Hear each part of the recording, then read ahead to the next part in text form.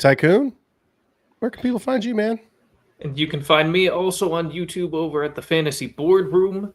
Most streams are simulcast on the Get Right Fantasy Network, so it's easy to bounce back and forth. But yeah, you can always find me there. And on Twitter, FF_Tycoon is the handle.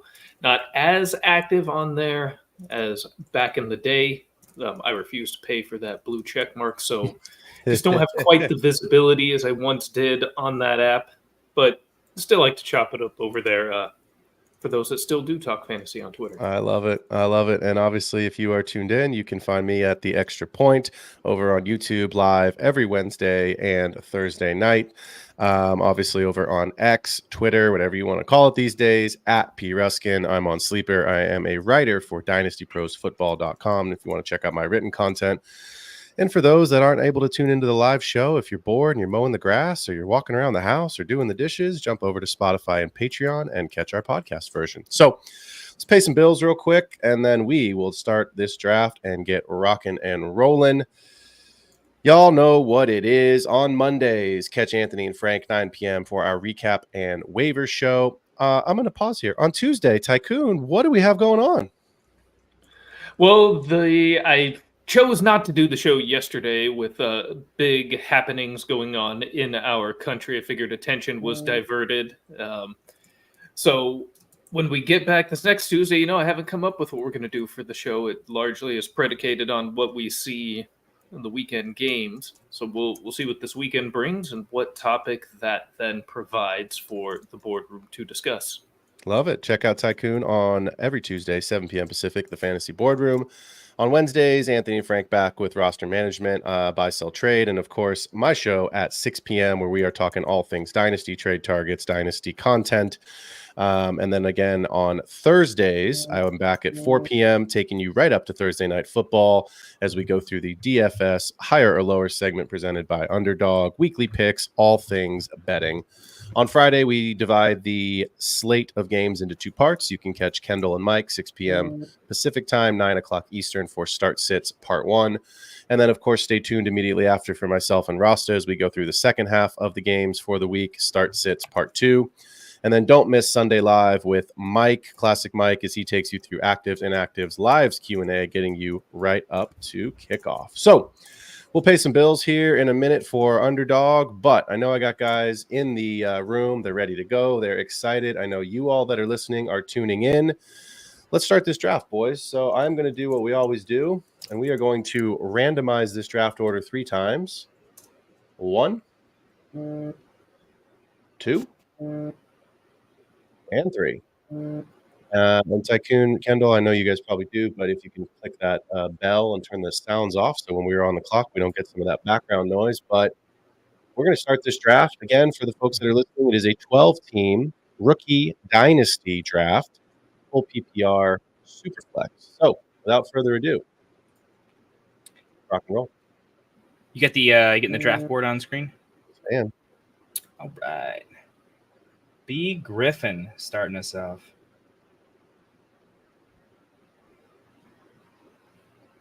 Curious to see what everyone thinks. Obviously, Caleb was the previous 101. I think we all called that would flip for sure. Yeah. I wonder how far he'll fall. Yep. So Jaden Daniels coming off the board at the 101, Malik Neighbors at the 102, which puts Kendall on the clock at the 103. Take your time. Please don't take all 4 hours. People don't want to listen to that much content, but I didn't want us to run out of time as we were talking about some players here. So wow, this is serendipitous, isn't it? Wow. Well, why don't you talk us through it's a mock draft. So talk us through your process here. Who's in your probably 2 or 3 in consideration in your pool here? Yes, I won't take a lot of time, but I'll just take you kind of into, if I was really drafting a team here, right? The question is really between am I taking Caleb? I don't think any of their quarterbacks are realistically in consideration for me, even though Bo Nix is looking as good as he is, even though Drake May, I kind of like some things that I'm seeing there. I'm just a massive believer in this point in Marv and I honestly Brock Bowers. If I'm going to throw out there, Brock Bowers is moving way up my boards. He's locked in Dynasty tight end 1. So I just wanted to get that thrown out there that I would seriously consider Bowers this highly given where he's at. But that being said, I'm going to go ahead and take Caleb. This is a weird year. I don't love our play calling. Don't love a lot of what we have going on, but I've seen the flashes on the field. I don't love this pick as much as I would have, but I'm still sticking with Caleb here. Yeah. Yep. A super flex league, obviously the two components that we don't know, of course, is like we don't have real rosters. So what is our team needs versus obviously are we drafting for best player available? I don't know. Do you guys have a particular take? Tycoon, I'll start with you. Are you taking more of the best player available, or are you drafting specifically for team need when you are on the clock in a dynasty rookie draft? In a real dynasty rookie draft, not a mock, where you kind of have to go BPA since you don't have a roster to be drafting needs for. Right. But in general, I'd say it is a little bit team dependent how desperate I might be at a position. I'd say 80-20 best player available, though. Okay. I really, in Dynasty and particularly rookie drafts, I mean, sometimes, well, with running backs in particular, landing spot matters just because earlier usage often. Yep. But I try to not ignore landing spot, but keep it as minimal as a factor as possible and just focus on the talent, my evaluation of them as a prospect, and go with that player. Yep. And Tycoon, as you are on the clock here, Kendall, I'll flip it to you. I know you're historically a very big trader. Are you drafting best player available in the hopes that even if it's not what your roster construction needs, you can get max value in a trade? Or are you still looking at best player available for your team? Or are you drafting for need? I'd say in general, I'm a best player available. I'm going to let the market do its thing. And also, I don't join a dynasty league to leave anytime soon. I like the grind. I like rebuilds nearly as much as I like actually going for it. So I just want to accrue the best possible assets. And honestly, it's fun from how good are you as a ranker, right? If I'm drafting best player available, right, it's me against the game. How sharp are my calls? Can I really find the absolute best player available? And then how good am I at flipping that later on, right? So it keeps the game how I want to play it. Right. And I like that quite a bit. The one thing I will say, the caveat is I find that in the trade market, this is league dependent, but across a slew of leagues that I'm in, quarterback in particular, even if it's not necessarily best player available, I'm going to lean quarterback because I feel like the quarterback trade market, particularly in Superflex, if you don't have one, it's going to cost you an arm and a leg for someone bare bones startable, right? There is no discount. There's a line in the sand where the worst quarterback, it's hard to get Will Levis for less than a second. He just doesn't drop lower because he's a quarterback. Right. And at the same time, if you hit, you kind of have an unlimited range there. So I lean quarterback above everything just positionally because the way I see the value in Superflex. And this is different from how I start players. When Bryce was going through his rough patch, I was regularly starting a wide receiver instead of the quarterback. But when it comes to the trade market, it's just there's such a value insulation where the floor is. Normally we talked about cap ceilings. Right. When you draft a quarterback in Superflex, there's a capped floor that keeps it from sinking too far if you're a savvy trader. So I'm going to lean a little bit heavy quarterback, otherwise BPA.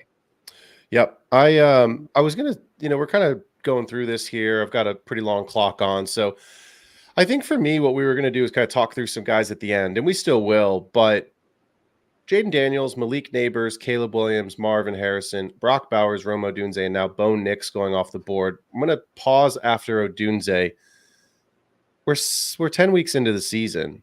That's basically the top 6 consensus picks that we had in April when we were actually doing these drafts for real. So other than Bowers, who is obviously tight end 1 right now, having a phenomenal season, Devontae Adams is out the door. Is there really anything that, I won't say surprises you guys, because again, this was pretty much what we saw in April, but how do you feel after these first 5 picks? No, there's really no surprises. The reorganization of the top 6 here is exactly what I expected, frankly. Yeah. If you asked me to make the prediction right before going in here, up through 6, it's exactly how I would have had it. So yeah. Really, Kendall, I know, Kendall, you mentioned you were super high on Bowers. I want to just flip this question to you real quick. We're doing a super flex league tonight. Let's say that we were doing a single quarterback league. How high are you comfortable taking Brock Bowers in a single quarterback format? We'll still stick with full PPR. So obviously it eliminates all the quarterbacks. We're just talking about positional players here, Yep. right? I'm seriously considering Bowers after Neighbors in the Marv, Rome, BTJ Bowers. I can find a world where Bowers goes above Marv. Okay. Again, it's a pass catcher versus a pass catcher, right? It is Dynasty, it is double flex, and this is not tight end premium, but it is a situation where I do value having it. He's the locked and loaded Dynasty tight end one right now. He's producing immediately. He's scored more fantasy points than Marv this season already with atrocious quarterback play. His next 3 years of points per game, I think there's a very real thing to Bowers actually outscoring these guys. I think Rome is going to pass him up. I think BTJ passes him up. I think Marv passes him up at some point. But in the meantime, Bowers is kind of it. So I still think I'm going to slot him a little bit behind just because it's not tight end premium. So in the trade market, his value is going to be affected a little bit. Yeah. But I have him in that mix. I wouldn't let him fall past BTJ for sure, which is, I guess, kind of what we had. But I'd consider moving him up. And Marv would not be the top of my list, by the way, for that. I would have Rome and BTJ above him at this point. Okay. Tycoon in a tight end premium league. Is Bowers the 102? Is he the 103? Is he the 101? Single quarterback. Single quarterback. No, tight end premium. He's the 101. Is he the 101? Yeah.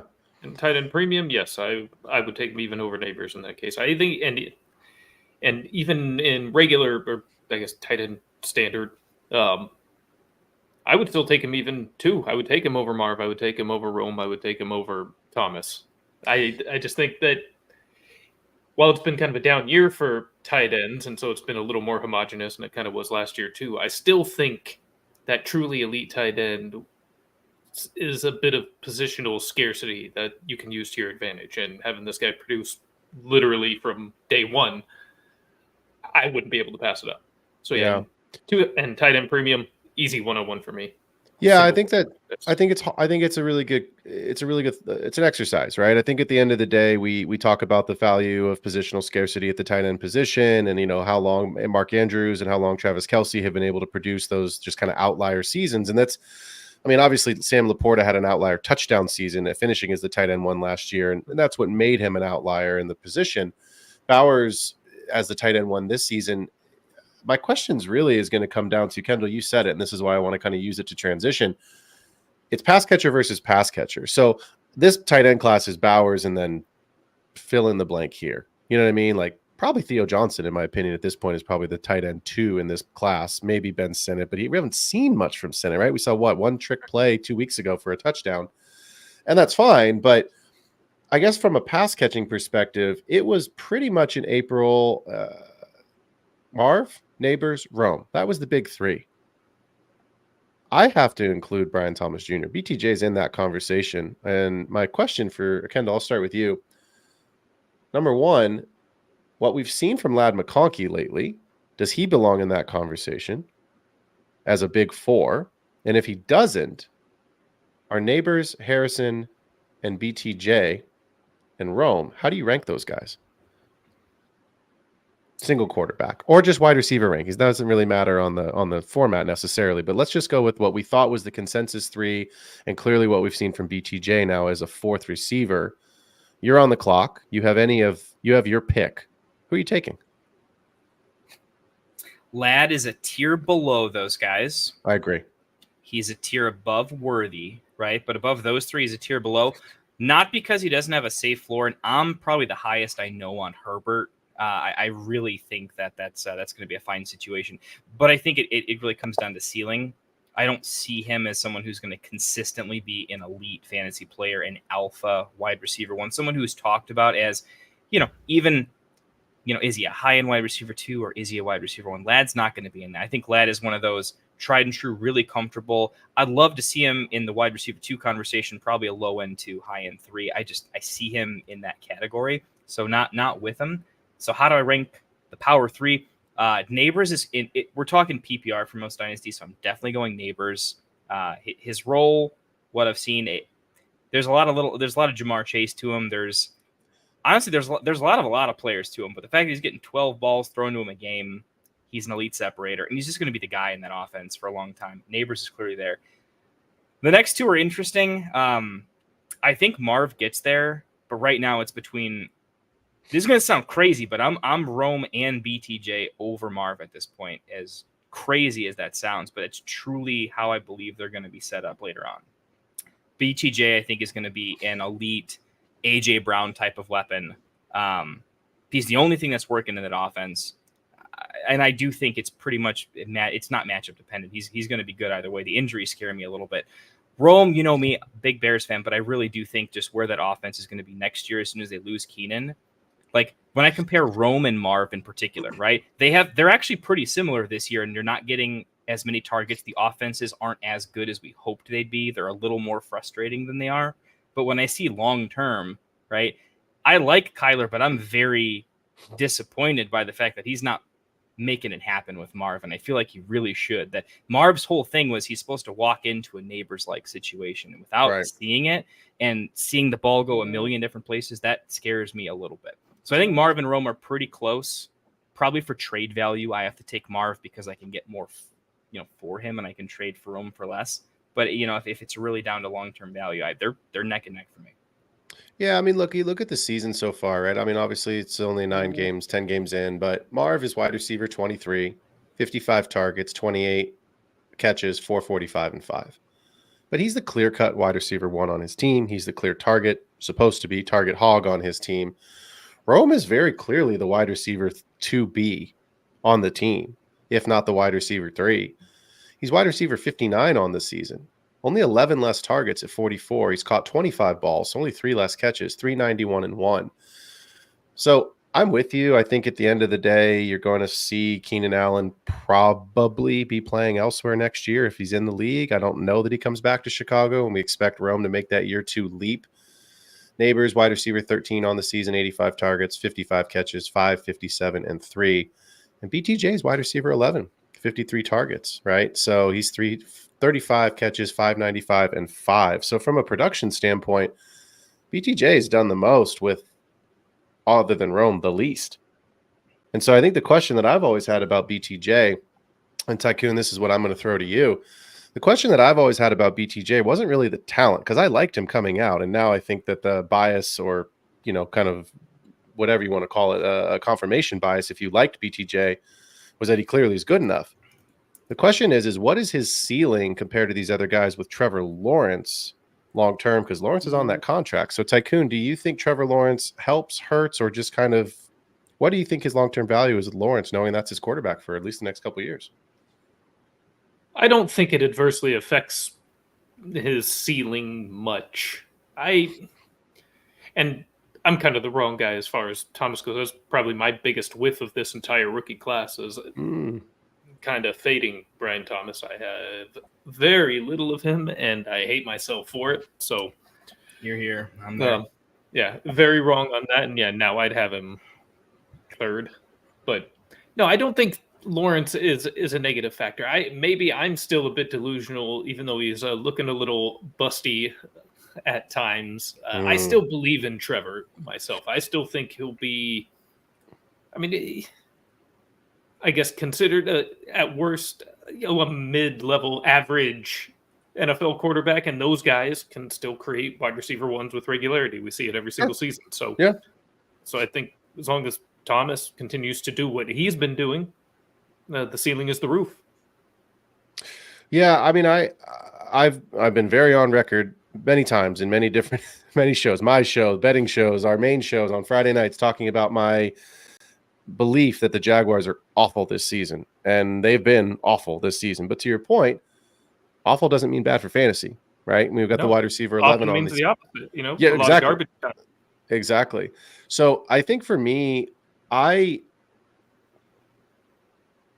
know, Kendall, you're not going to like this, but I have BTJ as the wide receiver 3 in this class right now ahead of Rome. And I love Rome. I love Rome a lot. I think when you look at DJ Moore is not going anywhere. I don't know that Matt Eberflus is the coach next season. I think you'd probably agree with that. It's possible, but I think it's very possible. Kind of hope he's not. I think a lot of people hope. Not what we need right now. I just you know what, and I don't want to turn this is a fantasy show. I don't want to turn this into a coaching show, but for 10 seconds, Caleb's body language, and maybe Caleb's just kind of a prima donna kid. I don't know him at all, but his body language says that he just brushes Eberflus off. Like, yeah, whatever. I just have to get through this year, and then they're going to get this guy out of here and get me, quote unquote, a real coach. Like, that's how I felt watching Hard Knocks. Like, I didn't get that sense that Eberflus was really passing on all this great knowledge in film, and Caleb was soaking it up. I don't know. Do you guys? Let's just talk about that for 10 seconds. Do you guys? I know you watched Hard Knocks, and you see the body language on the sidelines on Sundays, Mondays, and Thursdays. But like, do you get that same feeling, or am I the only one that feels that way? It's like when you take this one. Well, yeah. So as a USC fan, I will say that's just kind of his demeanor a lot of the time. I don't think there's a ton to read into there. I specifically from the clips where he's talking to Eberflus in his office and they're reviewing film and he's sitting there taking notes. I know exactly what you're saying because it's easy to interpret it that way. And I even thought that, but again, having watched Caleb for the last couple of years relatively closely, I couldn't really take it that far. Fair enough. Now, and I think it's also the reason it creeped into my brain was a little bit of confirmation bias in a way, because that's what I think. That's, as you were just saying, that's kind of my opinion of Eberflus, and so I wouldn't be surprised if Caleb kind of expects him to be a short timer. But am I just projecting? Yeah, I might be. Well, so to the point we went off track there for a second, but the point I wanted to make was that BTJ, I believe firmly, is going to be the one in this offense. Rome is not, right? Like he could be if DJ Moore gets injured, if DJ Moore something happens, right? He could be, but like DJ Moore's under contract and he's going to be in this team and he's going to be the guy we anticipate. Maybe it's a 1B, 1A situation, right? But Kendall, do you see a world outside of injury where Rome honestly is the wide receiver one? Let's say Keenan's gone, because this is my argument of why I believe volume for BTJ. Even with the quarterback situation, I think Caleb should be a better quarterback in the long run, or at least the next couple of years, than Caleb will be. But do you see a world where Rome could honestly be the guy over DJ Moore? Because that's partially why I'm basing the BTJ ranking is the wide receiver one. It's the volume. So how do you see that in Chicago as a Bears fan? I see BTJ and Rome like similarly in their role in the offense, right? Like early on, we saw that like, hey, the Jags can't do anything on offense. Oh, hey, 40-yard shot to BTJ. That's nice, right? Like you're not seeing the Jags unless you're watching Red Zone for BTJ's big play, right? Like that's the only time you really want to see. You mean you're not tuning into the Jaguars game on Sundays? Come on, man. I mean, they play at 9 a.m. every Sunday, right? Well, they play in London half. Yeah, they play in London half. Yeah, exactly. Absolutely not. But the point I'm trying to make is, right, I like both of them for like the same reason. We're mincing hairs a little bit. One of them's ahead of the other, but I believe in one offense a little bit more longer term, right? I think the Bears offense long term with Caleb specifically, I like Caleb over Trevor. And I already like the chemistry that's kind of happening there. I see them as both. They're deep threats, so their yards per target, their ADOT, all that stuff is fantastic. They're red zone weapons, which is fantastic. So they catch the touchdowns and they catch the big catches, right? That's what you want. PPR, non-PPR, doesn't matter. That's what you want. That's where the big points are coming from. And in the positive game scripts, that's how you get these 40-point blow-up games, right? So I want access to one of them. I think it's mincing some hairs. Here's where it's like BTJ is much better right now. He is the one in that offense. He will continue to be the one in that offense, and the team has bigger holes. So everything just kind of goes around him. With Rome, we're figuring it out. Head coach issue. Are we going to figure out the passing game? Or are we just going to like make Swift work? There's a lot of question marks. So generally, I would say from a dynasty perspective, there's a lot less red flags with BTJ. The offense is already pretty bad, and he's doing really well. So I would put him ahead of Rome. I do think Rome has more upside later on. If Caleb really does do what I think he can do, and if we just had an offensive play caller, if we had Ben Johnson, who was rumored to be looking at the Chicago job, if we had Ben Johnson, Rome is immediately over him and Marv. Like that upside would be just insane, right? So I'm keeping that in mind because I'm not going to go down as the Bears guy who was like, no, BTJ because of blah, blah, blah. And then Rome does his thing later. I'm not going to get caught like that because Rome is that good. Wherever he went, he was going to be that good. It has nothing to do with the Bears. You saw the way, the way that some of the guys that came on the herd, I think over Colin Coward, they really talked him up in a way that I can't unhear. Yeah. So I'm there, but I'm splitting hairs. I'm saying, if it's a tiebreaker, I don't know. Do you want to win now or do you want to play for upside? I think in the trade market, BTJ is worth more. I tend to be a stockbroker when it comes to Dynasty quite a bit. So I'm going to go with the value now because I can flip and parlay it right now where I don't have to wait for Rome, right? Yeah. Well, let's drop down a tier because Kendall, you said that earlier, right? We were talking. So BTJ at the 108. I took Drake May at the 109. It's super flex league. I like what I've seen. Small sample size, but Drake May in four games as a starter, and one of those was with a concussion against the Jets. 30% snap share there. QB 28 on the season, 125 attempts, 82 completions, 770 and 6, 4 picks, 209 and a rushing touchdown though. So he does run a little bit. But then we talk about this next tier down of wide receivers. So we see Xavier Worthy at the 110, followed by Brooks, and then McConkey at the 112, Coleman at the 201, and then we've not seen a receiver come off the board. So Worthy, McConkey, Coleman, I agree with you guys. That is kind of the next tier down. Where do you see McConkey, Worthy, and Coleman? In what order, Tycoon, would you rank those players based off of what we've seen so far in this season relative to what they were drafted? Because Worthy, for the most part, was drafted over McConkey, and that has actually stuck here in this mock draft again tonight. Yeah, which is frankly stunning to see, in my opinion. For me, it's McConkey, Coleman, and Worthy bringing up the rear. My pre-draft, actually, that was the order I had him in going into rookie drafts in April. Yeah, nice. Worthy got a lot of people excited in week 1, but I think he's oh god, why can I not remember the guy's name? The Rams, that he's fancy Tavon Austin. That's who he is. So that's a good comp. I mean, that's a good comp, actually. So really, my excitement over the 4 games a year where he is going to pop for 25 plus, that's great. But I'm not willing to stomach the 8 sub 5-point games from him. I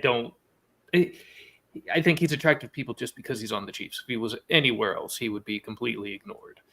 So he's not. I don't even think he's in the same tier as McConkey and Coleman. I think he's another tier below. And I have McConkey over Coleman. That's maybe a little bit of just current situation bleeding into it because I think McConkey's right now the best receiver on the Chargers. But Quentin Johnston's kind of having some nice games. Maybe he's emerging into the first round pick he was, or at least living up to that billing. But I don't know that McConkey's good enough that the Chargers are not going to ultimately look to establish a true alpha outside wide receiver at some point. So that could change between him and Coleman. But for now, I would have McConkey, Coleman, and Worthy last. Kendall, I'm on the clock. Mm-hmm. I am, me, very clearly looking at a wide receiver here. So my question to you is there a wide receiver? Because Tycoon just said he believes Worthy's actually a tier below McConkey and Coleman. I agree with that. So is there a wide receiver here that you think, A, should be in that tier with McConkey and Coleman, or is there a tier below where the wide receiver should be considered with Worthy, and potentially I'm getting good value here, 8 picks after the last wide receiver has come off the board here at the 209? Yeah. I think your boy Slick Rick is getting really. Well, you knew who I was going to take, but yeah. yeah. I look, it's a similar argument to Worthy where I'm taking into account the offense that he's going to be going into, but I'm also building a couple things together. Like, one, I already thought he was massively talented, and his involvement so quickly, quicker than I thought. Even when he got, I know he didn't have a big game or anything, but he got involved pretty quick. Combined with a good offense, combined with the fact that I think that Debo is gone in the offseason. Yeah. If you just look next year, he's the wide receiver too to a kind of disappointing Brandon Ayuk and an aging Kittle and an offense and an aging CMC. It's like, everything falls away, and Pearsall year 2 is great. Sorry, Pearsall in year 2 is good. Pearsall in year 3 could be fantastic. Like, everyone's gone. CMC, Kittle, Ayuk will be 29 when he's in his year 3. Just keep that in mind.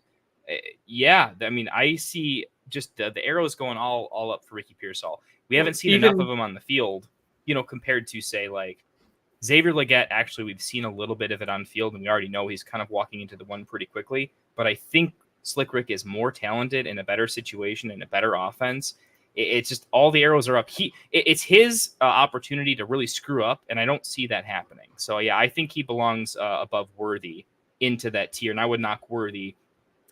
I would keep Worthy at the tail end of that tier. I wanna disrespect him because he's pissed me off, but he's still on the Chiefs, and so I'm going to give him just the Chiefs extra runway.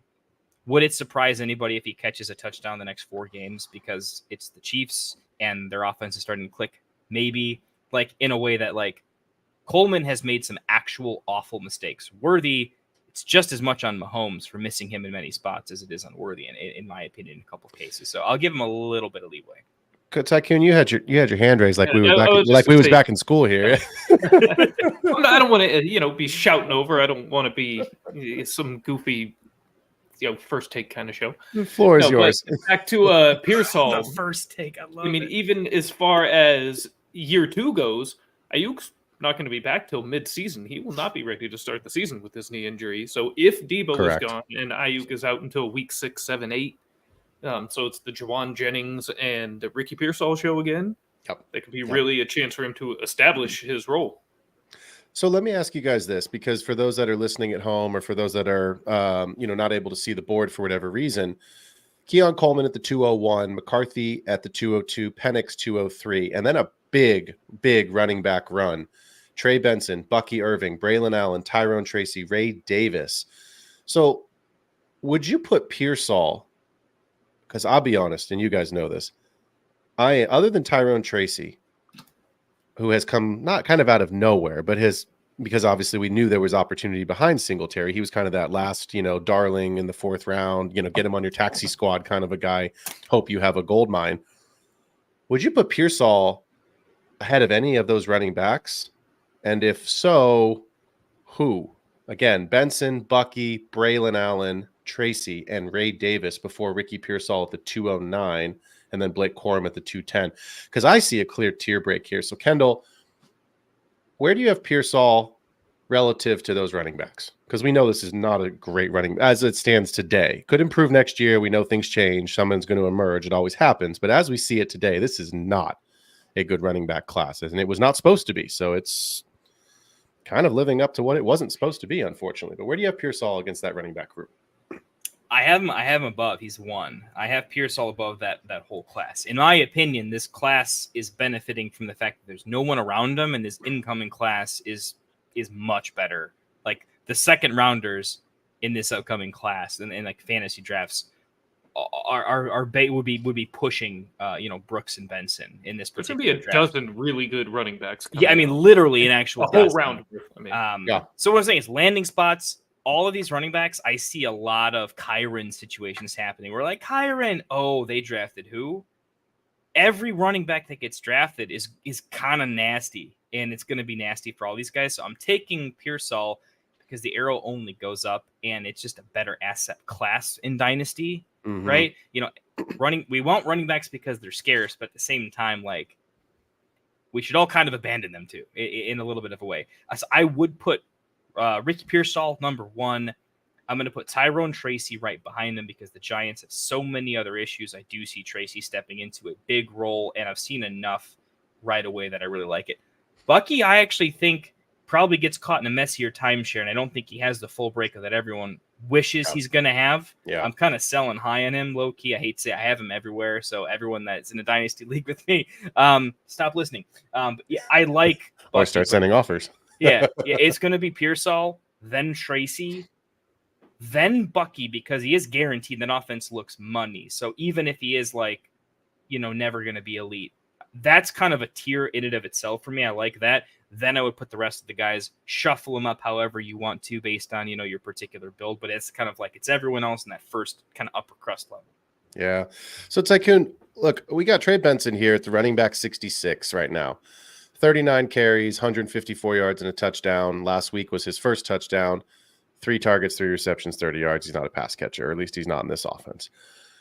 I was very high on Benson coming out, and I still like Benson. And for those that are new to the show, or for those that haven't heard this take in a while, I was high on Benson. Number one, I did like the talent. I thought he was a good player at Florida State coming out, and then obviously he had a ton of touchdowns, not Blake Corum level touchdowns. But I think we all understand James Conner does 2 things. He gets injured and misses time, and he's old. He's not going to be around forever. And so I think that's why a lot of people were excited about Benson. So my big question to you is, we're not going to talk about rankings for a second. Have you seen enough from Benson? And again, it's a limited sample size, but with most of these guys, other than Bucky, it's a limited sample size. Have you seen enough, if he's on your current Dynasty roster, to feel like you have a plug-and-play RB2 next season? RB3? Like, where do you have him as far as like your comfort level? Let's say you've got Saquon. You've got a plug-and-play weekly guy, right? You can insert name here, right? Bijan, Gibbs, Saquon. Do you feel good about Trey Benson next year as an RB2, or is he lower in your personal depth chart on some of your teams and your rosters? He is lower. Actually, hold on 1 second. I want to look up one thing. What is James Conner's contract situation? I think he's still under contract next season. I think next season's his last year. Yeah. I think, but they might have an out on it. Do they have a voidable year next year? I don't know. That's what I was just going to look up. I should have had that in front of me, but we'll find out. Not that they would, I don't this think. This is 2024 is his last year. He is a free agent next season. Okay, so that's what I didn't want to call you out on the show. Then, I think that's it. Yeah. Probably yes. I would say if I had to guess right now with the current state of the Cardinals, they probably wouldn't want to bring back 30-year-old James Conner as their lead back. Right. If he was still under contract for another year, I would say no, because Connor's actually been with the he did miss I think a 4-game stretch last year, but otherwise the last couple of years has honestly held up quite well, and has kind of just been a machine. So as long as Connor's in the way, it really does limit Benson. Like you said, we haven't been able to see much of him because Connor's rolling. Yeah, he's RB14 right now. He's having a good season. But yeah, with the expectation that Conner will not be in the picture next year, yeah, I would view Benson as a low-end RB2 plug-and-play. Yeah. Kendall, with in potential the Hall of for more, but I would count on him as a low-end 2 floor. Yeah, I think that's about right. Kendall, in the Hall of Fame league, Conner just went for a first-round pick. Yeah, I seen that. That was oh my goodness, that was pretty crazy, man. Wow. All right. Well, there you go. Yeah, I mean, I'm still into Benson, right? Like, I mean, obviously the run and the touchdown last week, like, great. But like I said, guys, like, this running back class just hasn't been impressive. And we know things change, right? We know somebody's going to emerge. I would have thought, other than Tyrone Tracy, who has emerged, I would have thought at least one more guy would have come out of this group. I guess Bucky did, but like, I think we figured Bucky would be something. So I'll give Ray Davis a half a point for that. Yeah, he had a monster catch last weekend. He's knocking on the door of, like, if he didn't have Cooks ahead of him, like, he would have passed up Irving. Like, if he had Irving's competition, basically put him in that spot, he's doing better with what he's got. Like, Irving's doing well, but I'd say Ray Davis is arguably doing more with less opportunities. So let me ask you guys this, because I think coming out of rookie draft season, correct me if I'm wrong in your leagues, but in almost all the leagues that I was in, Blake Corum was mostly the consensus RB3 in this class. Is that kind of what you guys saw in your leagues? Mostly? For the most part, yeah. I'd say the majority, yeah. Okay. So then let me ask you this. Kyron's on a rookie contract. He's clearly the guy. McVay loves him. Cooper Kupp may or may not be there next year. Puka's obviously going to be there. Kendall, what is Blake Corum's value right now? Is he a hold? I don't think you can sell him for very much. Are you trying to buy him on the cheap? Like, where do you see Blake Corum in this offense in a dynasty format? Because there's a lot of people that drafted him with their second-round pick, and you're not playing him. So where do you see him? Is he same things happened to Corum just earlier than happened to Charbonnet. right? Like we all like Charbonnet. Okay, interesting comp. Here we go. Problem is the guy in front of him. It doesn't matter how good you are, okay? If the guy in front of you is just that good, relatively speaking, you're that much worse, even if you're good. Okay. Doesn't matter. All right, Charbonnet, fantastic. Charbonnet, and I agree. I don't think it would have panned out this way, but Charbonnet, talent profile-wise, would have been the RB1 in this class. He is a better running back Agreed. in college than Jonathan Brooks was. Very, arguably touchdowns, aside. But Kenneth Walker is just that dude. Kenneth Walker is closer to Breece Hall. In that draft class, he really was close to Breece Hall. He just wasn't Breece Hall, but he's clearly fantastic. So I think you're seeing that with Kyron. Kyron's fantastic. He's doing fine with all the work. He's healthy. Remember when CMC was made of glass, then he wasn't? Right. Remember when Kyron was made of glass, and then he wasn't? Yep. You're seeing that. And what's happening to Corum? Hey, man, when Kyron's not made of glass, man, learn. Grab your notebook and learn. But you're not seeing the field because there's absolutely no reason for you to do so. And from a fantasy perspective, right, the real NFL functions way differently. Like Corum's role in the NFL is much more important, realistically to a roster and how that works than it is to fantasy, unfortunately. So, no, I think Corum's pretty tough, but you have to hold him because handcuff value. Running backs get injured all the time. Sure. It still happens. It makes no sense to sell him without some sort of – does it have to be a real injury? You need a questionable tag next to Kyron at a minimum. Then you can sell him, right? Because there's at least – the narrative that you can sell. But yeah, he's a hold, but I don't like it long term. I don't. Kyron's not going anywhere. So this is like pure handcuff. There is no standalone value for him with that coaching staff. Some coaches are all about committees. Too many of them. But this is the one offense, one coach in the NFL that's like, no, like historically, it's always that. We knew that going in. So and I have to make a pick here, but yeah, that's kind of where I see Corum. It's all negative arrows for me.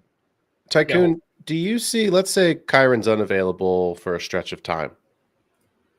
Is Corum really going to take the lion's share of that workload? Does it become a mini? You do think so? You don't think it becomes a mini committee? Okay. Totally. Okay. No, to Kendall's point just now, McVay, assuming Corum does well enough, early enough that he gets McVay's trust. Yep. If McVay trusts him, he's going to lock and load with him. Yep. It's simple, is how I view it. Yeah, I mean, so I think I do look at him as a bit of a buy low because Williams did miss 5 weeks last year. Yeah. So his injury history, he's held up well this year, but his injury history is still there at the most injured position. That's a handcuff I certainly want. Would you guys rather have, quick toss up, and if you're in the chat, I'd like to know your answers to this question as well. Would you rather have Braylon Allen or Blake Corum?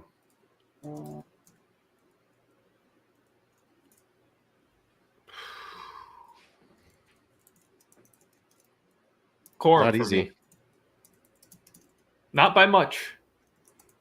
I'm not even sure I'm 100% convinced of that. But if I need to give an answer right now, I think I would say Corum. Yeah, guys in the chat, throw your answer in there. I see one here coming up. Looks like we've got an answer for Braylon Allen. And I know Allen's actually gotten some run, unlike Corum, but I still view Breece Hall being in front of a player as a much more of a disadvantage than Kyron Williams being in front of somebody. Well, that's what I was kind of getting at, right? Like, and you've seen, actually, to be fair, Braylon Allen's involvement in his usage has gone down since the firing of Robert Saleh. They've used Breece more. He was much more involved earlier in the season. And since they've had the changeover at offensive coordinator or offensive play caller off of Hackett, that has changed, right? So it's hard for me with Corum. I'm struggling with Corum. I don't have any shares of him. I have 0 shares of him. Simply being, I didn't believe in this running back class. And if I have to take a shot in the middle of the second round, unless there's a running back I really believe in, I'm almost always going to take the shot on the wide receiver. So that's why I don't have any shares of Corum. He was also one of those guys that I was okay being wrong on. And I thought to myself, same thing, Kendall, that you had said this offseason, right? Like, or that you said that just now about the offseason, is the narrative around Blake Corum was it's going to be a committee. Kyron gets hurt. He's a touchdown guy. He's going to get the goal line work. Touchdowns are a sticky stat and they translate. And all of that in theory was true. Until you remember that McVay is a one running back guy. Todd Gurley. Kyron Williams, right? Like that has been his model. That has always been his model.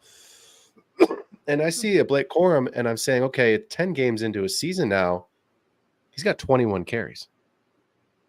He's not getting the ball at all. And that to me, it's like, if I want to see something and I need to see something to feel good about a player, Tycoon, the question I asked you earlier about, is Trey Benson a guy that you have seen enough of to feel comfortable having at a low end, mid-range RB2?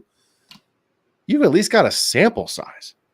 Yeah. You've at least seen something, or at least you've seen, you know, like Ray Davis, you have a sample size. You saw a great, was it 76-yard catch and run last week with a pretty good open field move to create the rest of that 30 yards to score that touchdown. Like, to me, that says, okay, I have seen enough, or I've seen, like, Tyron Tracy's an outlier because I do think he's going to end up being the RB1 in New York, but Bucky's involved. You feel good about Bucky, but I'm having a hard time with Corum. I'm having a hard time getting there. So go ahead. I'm going to throw in, so back to different perspective as to why I think, oh shoot, I'm the one on the clock. Hold on. I should have let you know. You're good. You got through it. Well, that's what Tycoon. While you're making this pick, that in just a second. Yeah. So Ricky Pearsall at the 209. Bucky. Blake Corum at the 210. Xavier Legette 211, and Audric Estimate to round out the second round at the 212. At the 301, it's Jalen Wright, followed by Jatavian Sanders, and then two quick wide receivers here, Jalen McMillan and Jalen Polk. So Jalen back to back here with Tycoon on the clock at the 305. Look, the consensus won a first round in April. Pretty much is how it looked here in our round tonight. The consensus second round, Keon Coleman, A.D. Mitchell, some combination of Corum and Benson, Bo Nix, Ricky Pearsall, Legette, maybe Jalen Polk. Ben Sinnott is one of those real fallers. I think he was kind of that hot darling, take your shot on a tight end, positional scarcity opportunity with old Zach Ertz there and a Cliff Kingsbury offense. Sinnott here just going right now at the 306, so dropping basically a full round. Penix, for obvious reasons, was drafted, you know, kind of in the second round as a super flex, but then Jalen Wright and Marshawn Lloyd. So you're seeing some guys here, Lloyd and Ben Sinnott, that were second rounders falling to the third, Jalen Polk falling to the third. Tyron Tracy obviously is the biggest riser of the group, but it's and Ray Davis in this particular mock. Obviously, he was a third round guy as well. But I think it's interesting that except for a handful of players, most of the guys have pretty much stuck relatively close to ADP of what it was in April. So any thoughts, guys, on – I want to switch to actually, I don't even want to talk about these tight ends. I just don't. I can't bring myself to talk about him. Let's talk about Xavier Legette for a minute, since we're kind of getting to that end of that second round. Blake Corum, we just spent a little bit of time on. Everybody in Carolina has now been traded away. Not that there was much there to begin with. Adam Thielen's on IR. Deontay Johnson is now in Baltimore. Jonathan Mingo is in LA with the Rams. No, where did he just go? Cowboys. Sorry, I don't know why my brain went to the Rams. Yes, thank you. He went to the Cowboys. Thanks, Jerry. Appreciate that. Is Xavier Legette, obviously he's the de facto wide receiver one. What ceiling does he have from a fantasy perspective with Bryce Young in this version of the Panthers? Kendall, we'll start with you. Well, he gets all the targets. He should. And he is someone whose body type, physicality, he should be able to win 50-50s. He should benefit from a quarterback doesn't need to be ridiculously accurate and throw him open. I'm sure he'd like that, but he doesn't necessarily need it. Bryce has gotten better. I still think it's a team that's going to run the ball as often as possible, but their defense isn't good enough, right? So they're going to have to throw the ball. You see it in redraft every year where there's plenty of fantasy options in the waiver wire. They're going to get you 10+ points every single week because there's no one left and they're a great spot start for a lot of reasons. That's kind of where Legette is tail end of his rookie year, where he's just the guy. He's going to get the ball a bunch in a team that should be in negative game scripts. So that's going to force him on the field, force him into a productive standpoint, and he's a red zone target. I kind of like it. It's like he's in a good spot where he should get a lot of volume, but it's really, really bad volume because it's a bad offense. So how do you view, what should be like a less skilled, an alpha in terms of snap share and targets, but not an alpha in terms of talent on a bad offense? How do you feel about that type of player is really what the question is, right? Because it's less about Xavier and more about his situation. And is opportunity just the best? We know at running back, opportunity is kind of almost everything. You'd rather have more opportunity than talent sometimes. With this in Carolina, I think it's reasonable, right? Like, I think his upside is better than all the other guys who haven't really shown it, and you're not sure when they're going to get on the field, and you're not sure about their offense, right? Like, Troy Franklin's a guy that's still on the board, and he's kind of iffy on talent, iffy on situation, iffy on if he'll play, right? Like, you're going to take Xavier over that class of player, right? Polk is, he was getting all the snaps. Now it's getting peeled back. Like, his wave's already kind of almost sliding down a little bit. Xavier's going to get way more volume than that. So I like him. I don't really know who to compare him against other than he's kind of in this tier of his own where there's these guys that are good with opportunity and upside. Then there's Xavier because he's at the bottom of that tier, but you like him. And then there's everywhere else, right? So, like, for me, I took Jalen McMillan at the 3-3 here. I kind of have to compare him to Leggett. And I'm like, no, I would absolutely categorically have Leggett higher because he's on the field right now as a rookie, and he's the one, and he's just going to be that for a minute. You know, he's going to have a chance to do something. I don't know how talented he is. I mean, do you guys really think you know how talented he is? I'm not really sure until I really see all the opportunity. But I think he's going to be decent with it. I don't see him as anything more than a low-end wide receiver 2, maybe a high-end wide receiver 3 in the NFL. But that's fantastic at his draft cost in a rookie draft, right? Like, I'm thrilled with that where I'm getting him. So I like him. Tycoon, let me switch gears for just a second. Let's put this to and this is a challenging thought, but take your time on this one. Let's say it's a startup draft. Where would you have Leggett, roughly? What round are you comfortable taking him in a rookie startup, not an auction, in a rookie startup draft snake format?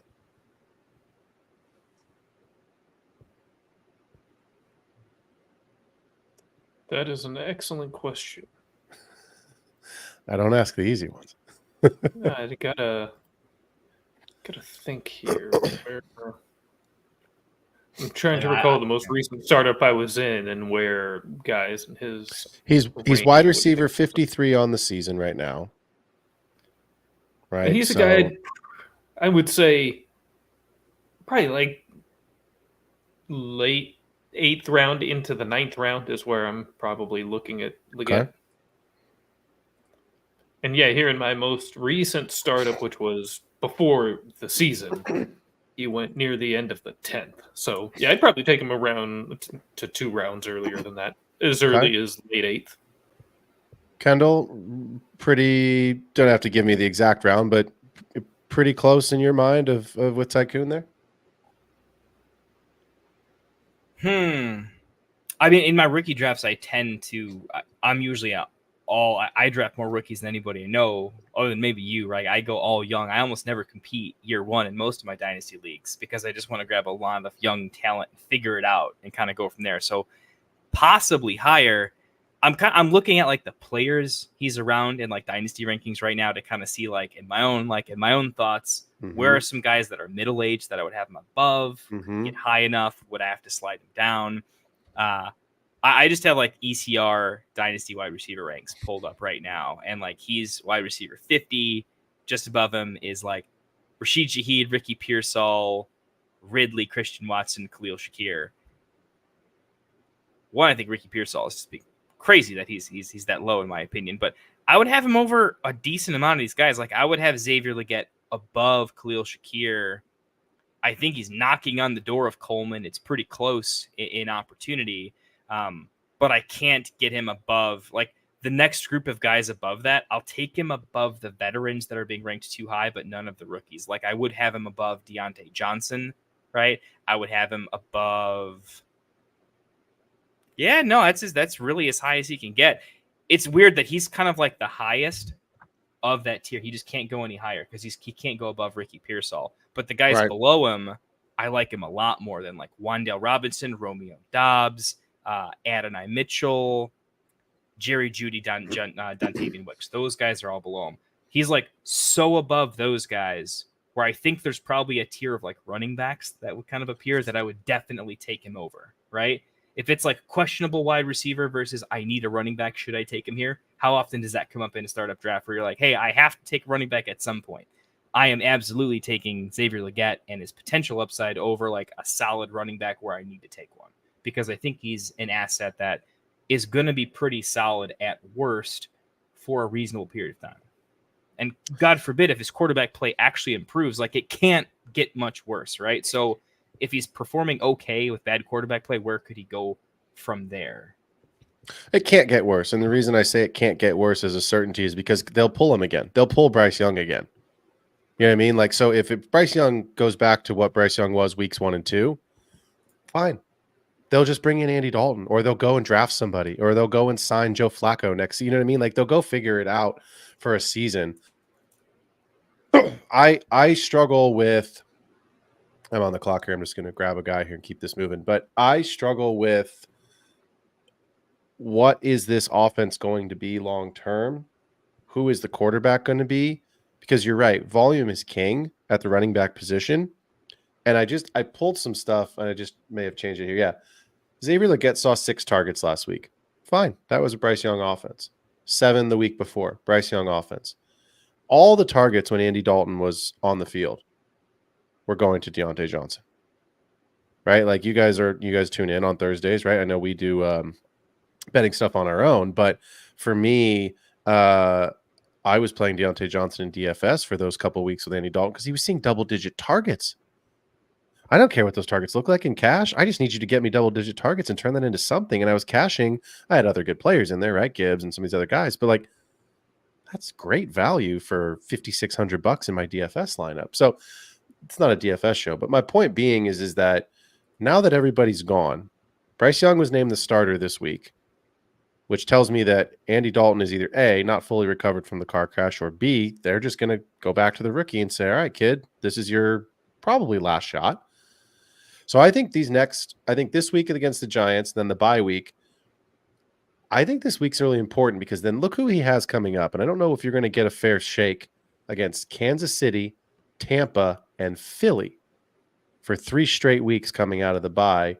And then it's Dallas, Arizona, which not so great. But Kansas City and Tampa, if Xavier Legette can get it done against those 2 defenses, then I think we have a pretty serious conversation of, is he the wide receiver 1 in Carolina there. So let's move on here. So Jalen Wright starts the 3rd round. Jatavian Sanders at the 302. Nice. And then Jalen McMillan and Jalen Polk back-to-back with Marshawn Lloyd, Ben Sennett, and then Isaac Garenda, who I didn't think would get back to me, but was hoping he would. It would have been a smash pick for me at the 309, but Garendo at the 307. And then Theo Johnson, actually, who I would have considered at the 309, going right there at the 308. So I took Roman Wilson here, and I don't want to spend a ton of time on it because we don't have a lot to talk about. But here's why I took Roman Wilson, and I want to get your guys' thoughts. He hasn't played, which is a stupid sentence because he hasn't played. He's been on IR. But it's George Pickens and who?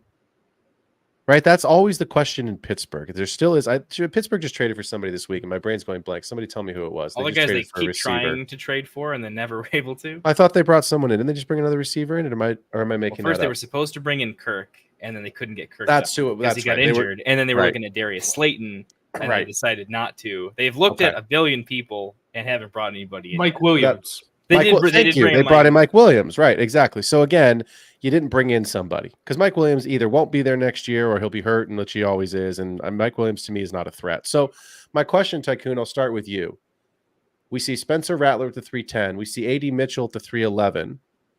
And we have on the board here Troy Franklin, Jermaine Burton, Malachi Corley, McCaffrey, Javon Baker, that kind of a tier.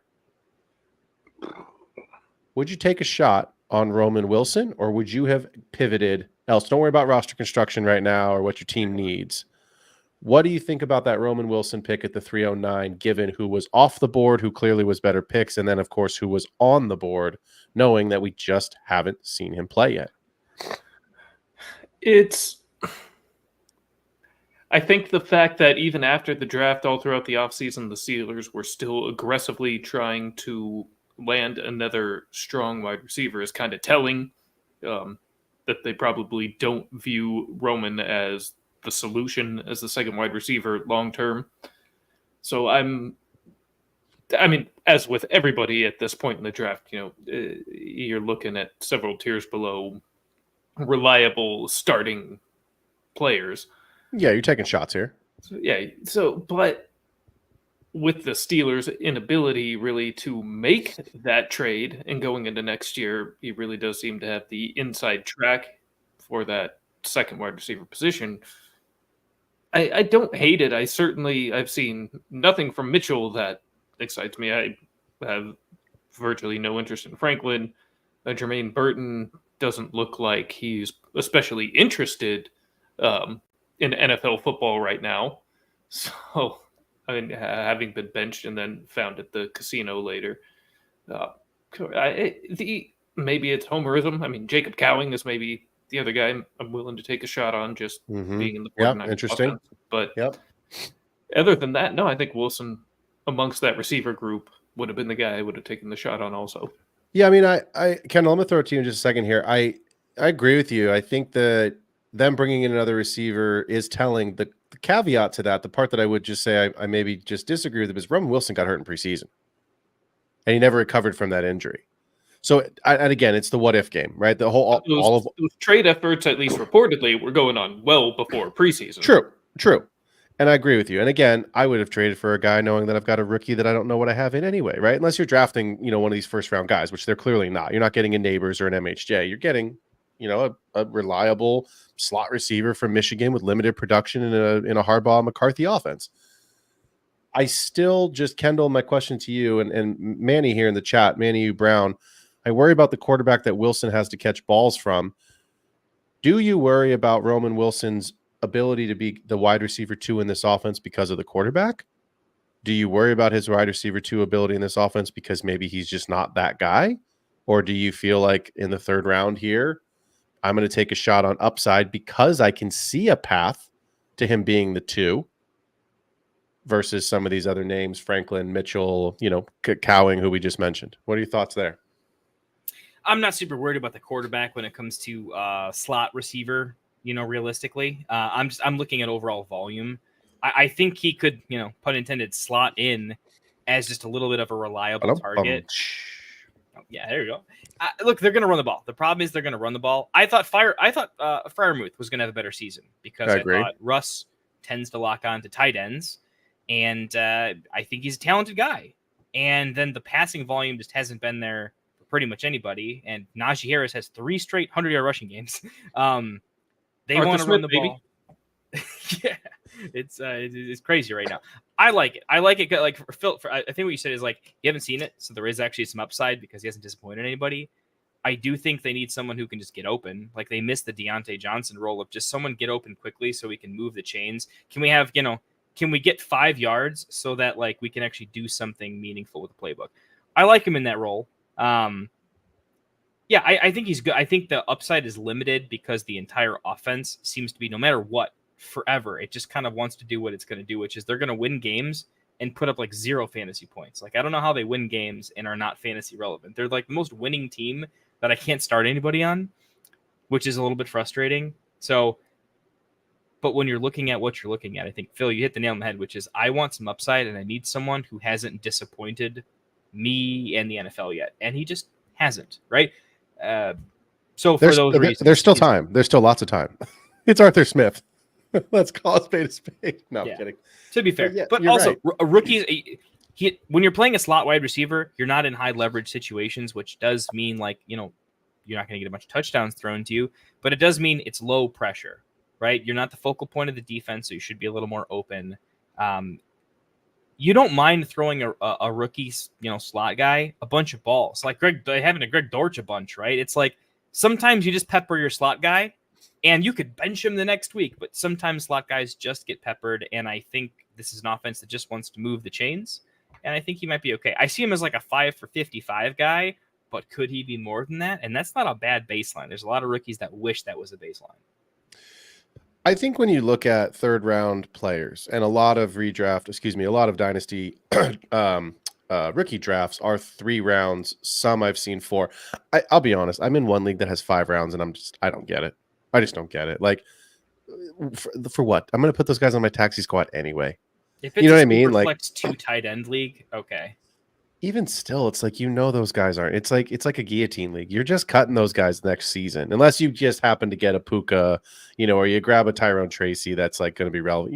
The percentage chance is so low. But on these third round guys, I'm taking shots on players where I see relevance and I see a path to playing time. And Darius Slayton had double-digit targets those couple weeks. Those 2 weeks that Neighbors was out on an offense we hate, with a quarterback that we all presume is not going to be the quarterback and probably not going to be a starter in the NFL next year. So sometimes you just need a guy who's going to hang on to your roster for a little while to plug and play when the injuries happen, when the bye weeks happen, that could actually give you some usable weeks. Now, I'm not going to sit here and tell you that Roman Wilson is Darnell Mooney, but Darnell Mooney was basically left for dead, guys. You know this, in dynasty communities, because there was no relevance in Chicago. Justin Fields couldn't throw a ball to save his life. He was a running quarterback. You couldn't trade Mooney. He goes to Atlanta, and now all of a sudden he's having this great season, and Drake London's day to day. I mean, like, there's a path for a Roman Wilson, like there was for Mooney, to be relevant again, and it just didn't happen his rookie season. Obviously, Wilson's going to miss this season on IR, but I didn't want to spend that much time on Roman Wilson. This went longer, but I think it's just, again, we're doing this in the middle of the year because we've got some information, but Roman Wilson, we have nothing on. And so I think it's a good exercise as you go into the off season to keep some of these things in mind of, what am I really drafting for? It's how we started the show. Are we drafting for BPA, best player available? Are we drafting for positional need? Brock Bowers? Are we drafting for, what we've really got to get? So I'm curious in the chat, guys, if you guys are hanging in the chat, who are some players that, you took shots on that you've been excited about? And I'm also curious, where are some guys that you wish you had taken a shot? Obviously, we know the easy ones, but, we're in the 4th round here thinking about, upside. Who are some guys on your teams that we should be thinking about for next season?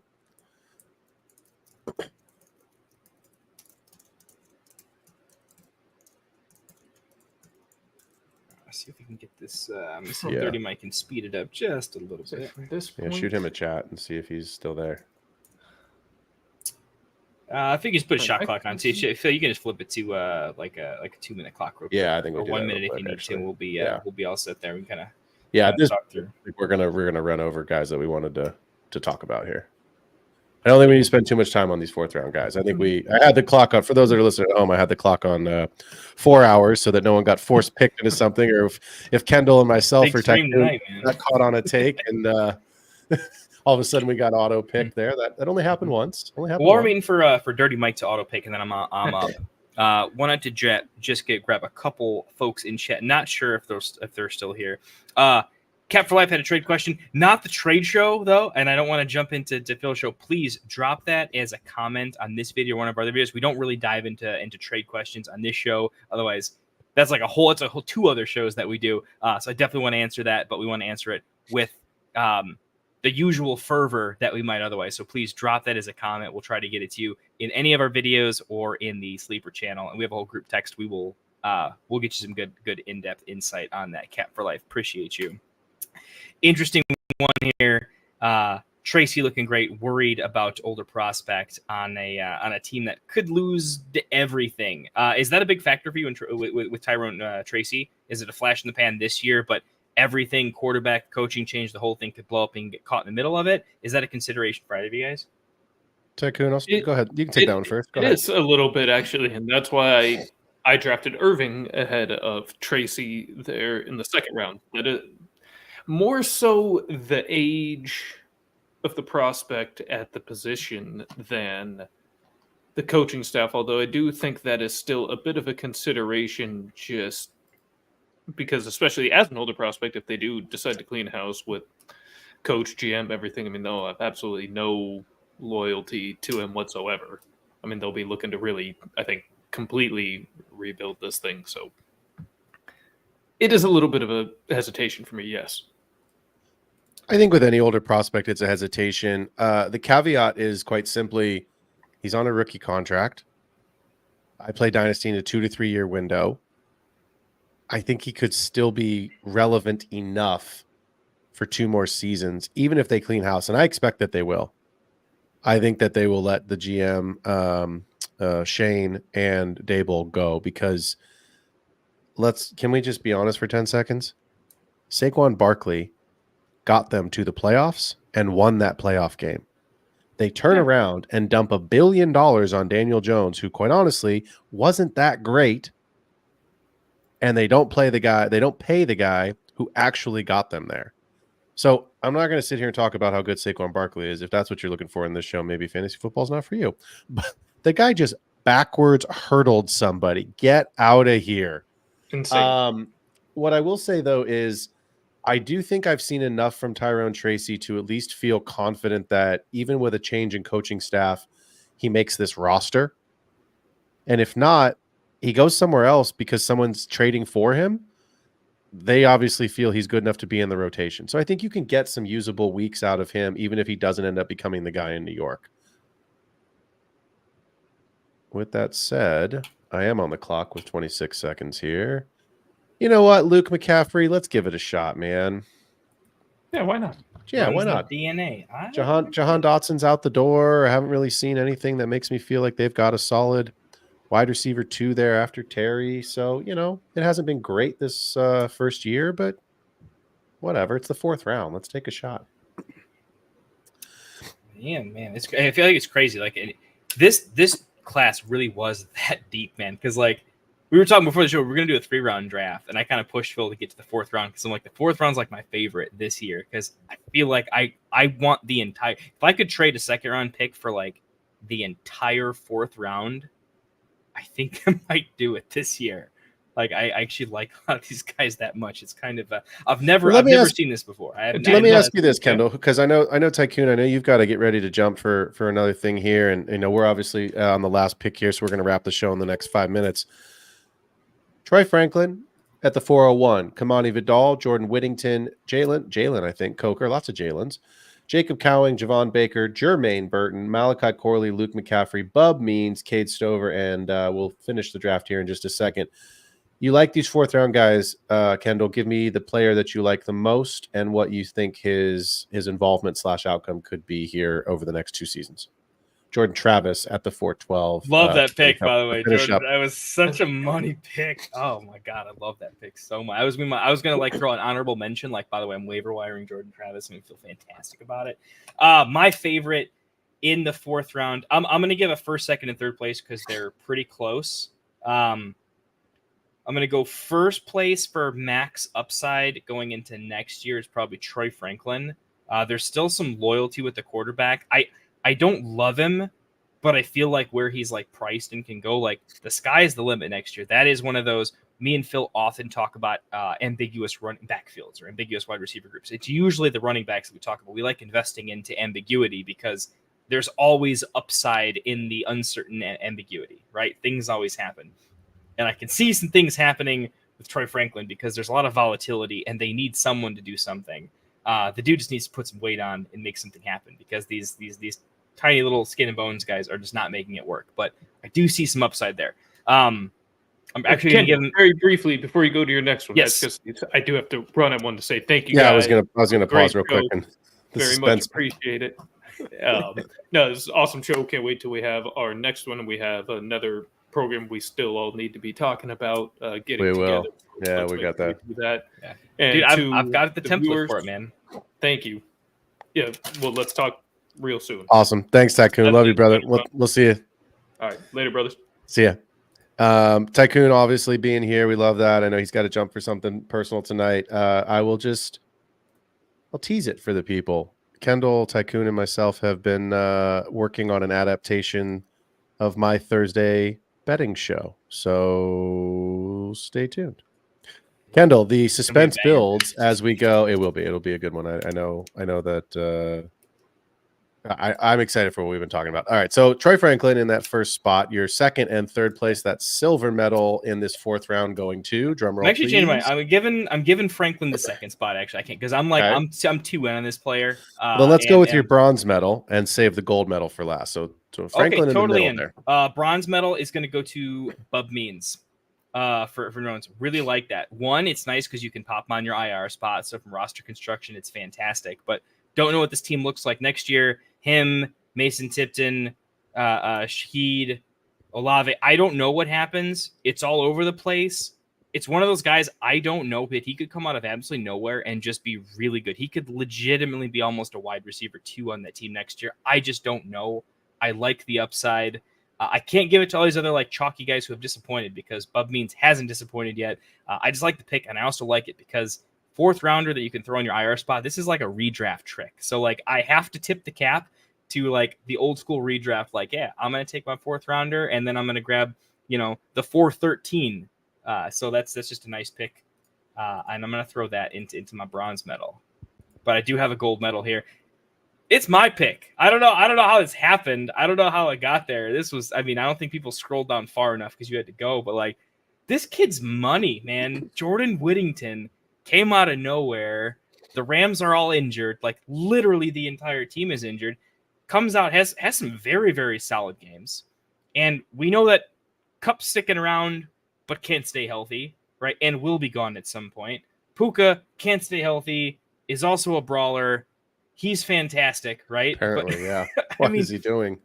He had injury issues in college. That's why his draft stock fell in the NFL. I was in on Puka. That's why I drafted a lot of him in Dynasty because I liked him, but he did have injury issues. That's what crashed his stock in the actual NFL draft. But Jordan Whittington, he should step in to a wide receiver 3 role on a team that throws the ball a lot.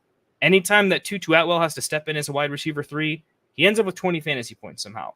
And this guy is better, different type of wide receiver, but stepping into an offense that I like, that I think people generally like. I don't know what's going to happen year 2, 3, 4. I don't see the long, but the longer it goes, the more that I think it's going to be him and Puka. This is a team and organization and identity. If the coaching stays the same for at least a little bit, that like to work with the guys they work with, right?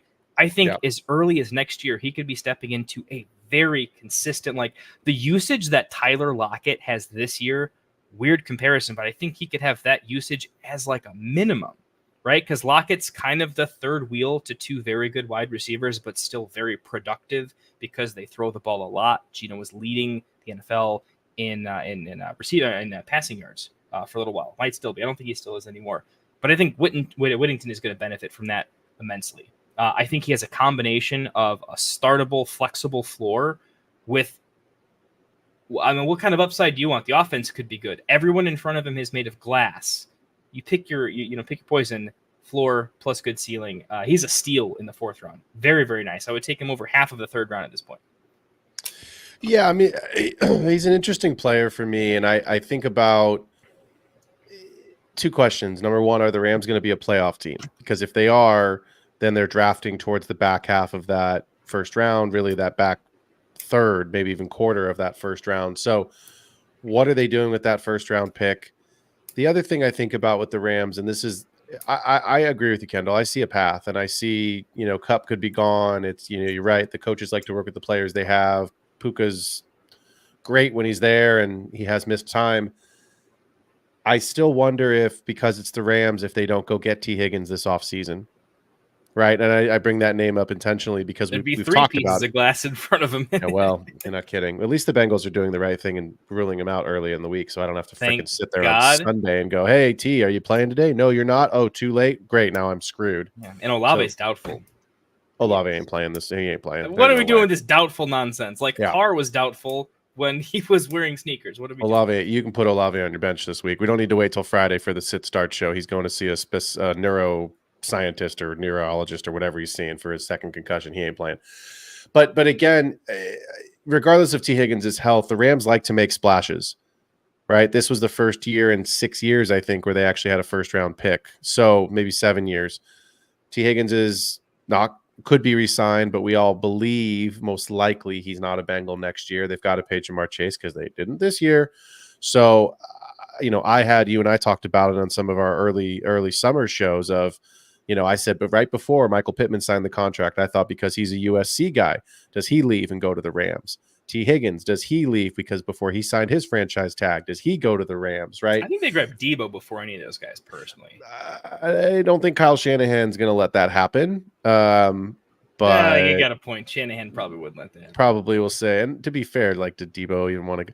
Where I think Debo goes, in all honesty? I think he goes to Carolina. Well, that's interesting. He's from there. Xavier Leggette's his boy. His family is there. Obviously he doesn't want to go there if he wants to win, but if he's not going to get a chance to go and play for, I don't know, we'll see. But I put it this way. I wouldn't bet on it, but I wouldn't rule it out. I'll tell you where he should go, but definitely won't. Please don't say it. I was going to say, please don't say it. It's going to make me vomit. I don't even want to hear about it. Oh, can't have it. It's been nice this week. I will say this.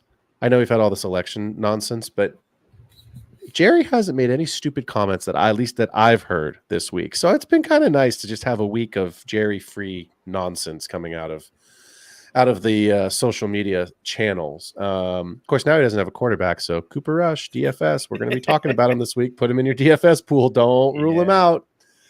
He was good last year. Cooper Rush was not incompetent. He was good for DFS last year. Do not go trade for Cooper Rush in Dynasty. Don't start him in your single quarterback leagues. But my point is like in a DFS league where you need 12 points, you probably get you that. Let's just take a really quick peek. I'm not going to read all the names off. Obviously, if you're watching the show, you can see it. If you're listening to the show, you've heard me read them off. But Kendall, I want you to take a quick look at the board and give me one player that you think is mispriced that somebody got a great value on in this draft tonight. In any round, of course. In any round. Mispriced. Ricky Pearsall. It's a big standout to me. I don't think he's ridiculously dissimilar to Ladd McConkey in a year's time. We play Dynasty in a larger window. It feels like Pearsall was a little bit mispriced. That's the one that's sticking out to me initially. Well, it makes me feel good because that was my pick. So I appreciate that. You always like to feel like, hey, you did a good job. You made a good pick. I'm not going to pick my own guy. To me, one of the players that I think is mispriced here is Isaac Guerrero. And this is not the 49ers variety hour, even though I'm a Niners fan. But Isaac Guerrero, and I've said this before, and you got to follow this a little bit. It is very possible Christian McCaffrey has one more season, and then they have an out on the contract. Do they really want to re-sign him? Or in this case, do they want to restructure his contract? I don't know the answer to that yet, right? I believe, and it hurts me to say this, and I think Rosta's probably in the show. He's going to be mad at me for saying this. I think it's possible that the Niners window is closing with this particular group of players. George is getting old. Debo is getting old. Debo very, very realistically could be a cap casualty. It is possible now that they keep Debo because of the Ayuk injury and not being available. But they've got Cowing. They've got Pearsall. I wonder if the Niners believe that they can win the Super Bowl or at least get them a deep playoff run, if they restructure McCaffrey's contract, because Guerrero is on a rookie deal, and this is what I said, you got to follow me here. I wonder if they wouldn't trade Mason because I believe he is worth something and they could get some good value back, which is why I like Isaac Guerrero. He fits the cap, which is, I know we talk about Dynasty and we want volume and points and all of our stuff, but when you play Dynasty, you have to think about that kind of stuff. You've got to look at contracts. You've got to look at cap casualties. Mm-hmm. This is why players end up in different teams. You get pay Mason at some point, and that's the other piece. You probably have to let him go get the bag. And that's the other piece is, can they afford to keep Mason? You've paid Debo. You've just paid Ayuk. You're going to pay Brock Purdy this year. You've already paid Kittle. You've paid Christian McCaffrey. You've paid Bosa. I mean, like, this is what I'm saying. Like, you've paid guys, and there's other defensive players we won't get into right now, but from a football perspective, they're not fantasy relevant, but they have paid those guys. And I believe Brock Purdy I don't think he's going to reset the market, but I do think he's going to get probably a Trevor Lawrence type contract. Yeah. Trevor Lawrence, this is a guy that went to 2 Super Bowls. Now, he lost them, but he's been there. Oh, sorry, 1 Super Bowl, but Jimmy, I guess, was in the last one. But my point being is, like, Trevor Lawrence went to the playoffs, won 1 game because they played the fucking Chargers, and the Chargers collapse in the most hilarious ways possible, always. Right? So I do believe it is a world where Isaac Guerrero winds up as the RB2 in San Francisco with McCaffrey or with Mason. But I think it's the most logical choice to keep him from a cap perspective. And he's looked okay when he's played. He had the big run against Seattle. He's been a good return guy this year. We know what we'll see what we get out of him the rest of this series and next year. But I would take Guerrero over Ben Sinnott. I would take Guerrero over Marshawn Lloyd right now. I would too. The long-term upside, I think, is there. Is it fair to say we have to look at like the contracts are always a big thing in Dynasty. You really got to do the homework when it comes to this and how you value it. But like worst case scenario, is it him and Mason for a year if CMC is gone, and then it's Guerrero afterwards? Like the most Maybe. Mason you'd have to deal with is like 1 year, unless CMC is gone and Mason is the new CMC. But I think the overlap's too much. Like I don't think you can keep all three, and Guerrero can't leave because he's a rookie. So you can't keep all three, which means you can't keep CMC and Mason. I just don't see a world where that makes sense. And it feels like Mason's the odd man out. The only way you keep all three is if you sacrifice elsewhere. Right. And yeah. George is there another season. At some point he'll leave, or he may not retire, but at some point he won't be a Niner and they'll go get younger. He's going to be 31. He's 31, I think. Yeah. So there's just I just thought about this too, actually. Like, there's a connection with the coaching staff and Christian McCaffrey. There's like a family thing, right? There's something to that. Ed McCaffrey played for the Broncos for Papa. You don't have the awkward like Mason eating into CMC's touches because he's earned it. When you have that sort of thing, you let CMC be free, which means you have to sell Mason. Which like Brady having Brissett backing him up for a while, right? It was like we got to get rid of Brissett because Brady needs just all the space to like not have to worry about anything. I could kind of see that being a narrative too, where it's like Mason, we love you, but the way that you need to be treated is never going to happen with CMC here. I mean, I agree. I mean, the Niners tend to do right by their players. That seems to be one of the organizational's key pillars. But anyway, I think Guerrendo's mispriced here. I would take him over Jalen Wright. I would take him over Marshawn Lloyd. I would certainly take him over Audric Estime. And I'd probably take him over Blake Corum at this point. I mean, I get it. Corum's going to, potentially one injury away from being in an offense similar to the Niners, high-powered offense, good offensive weapons, not so great defense. But to me, he was a misprice simply because I think there's guys that we are drafting. Again, we do this and we have to do this. We're drafting based off of projection, but we do in this activity get the luxury of having seen half a season's worth of work. Marshawn Lloyd hadn't had to run the ball. Right? Jalen Wright, I've got the stats right here. Right? Like Jalen Wright has touched the ball 42 times for 208 yards. He's RB 74. Marshawn Lloyd has touched the ball 12 times. He's on IR.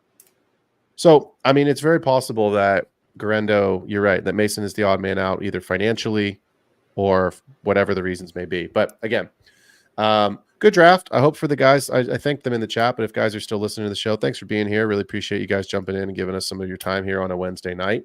Makes it more fun when we've got actual live drafters making decisions and not the computer just going by ADP or, whatever the computer needs to do. Kendall, let's wrap the show. Tell the boys one more time and the folks at home where they can find you. And then I think we're going to get out of here on a Wednesday night.